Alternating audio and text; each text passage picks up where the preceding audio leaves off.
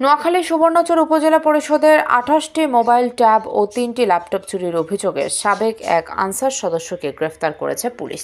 এই সময় চুরি হওয়া ২৩টি মোবাইল ট্যাব ও ৩টি ল্যাপটপ উদ্ধার করা হয়। শনিবার ১৬ নভেম্বর বিকালে আসামিকে নোয়াখালী চিফ জুডিশিয়াল ম্যাজিস্ট্রেট আদালতে সোপর্দ করা হয়। পরে বিচারক তাকে কারাগারে পাঠানোর আদেশ দেয়। এর আগে গত শুক্রবার রাতে উপজেলা সংলগ্ন একটি বাড়ি থেকে তাকে গ্রেফতার করা হয়।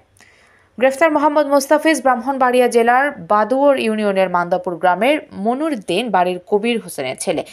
তিনি সুবর্ণচর উপজেলা পরিষদের সাবেক আনসার সদস্য। পুলিশ জানায়, গত ১৬ আগস্ট রাতে সুবর্ণচর উপজেলা পরিষদের ডিজিটাল সেন্টারের কক্ষে দুর্ধর্ষ চুরির ঘটনা ঘটে।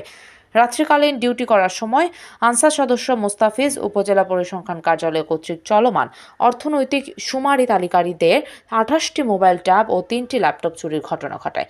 পরে চোরাই মোবাইল ট্যাবগুলো অনলাইনে নোয়াখালী সেল বাজার ও ব্রাহ্মণবাড়িয়া সেল বাজারের মাধ্যমে নোয়াখালী, ফেনী ও ব্রাহ্মণবাড়িয়া জেলার বিভিন্ন স্থানে বিক্রি করে দেয়। পুলিশ আরও জানায়, ঘটনার কিছুদিন পর চাকরি ছেড়ে দেন ওই আনসার সদস্য। এরপর সুবর্ণচর উপজেলার একটি বাড়িতে ঘর ভাড়া নিয়ে ব্যাটারি চালিত অটোরিকশা চালানো শুরু করেন।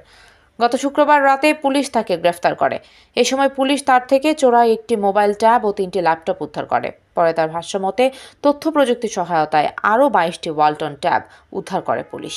চরজব্বর থানার ভারপ্রাপ্ত কর্মকর্তা ওসি শাহিন মিয়া বলেন, এই ঘটনায় থানায় একটি মামলা নেওয়া হয়। ওই মামলায় তাকে গ্রেফতার দেখিয়ে আদালতে পাঠানো হয়। পরে বিচারক তাকে কারাগারে প্রেরণের আদেশ দেন।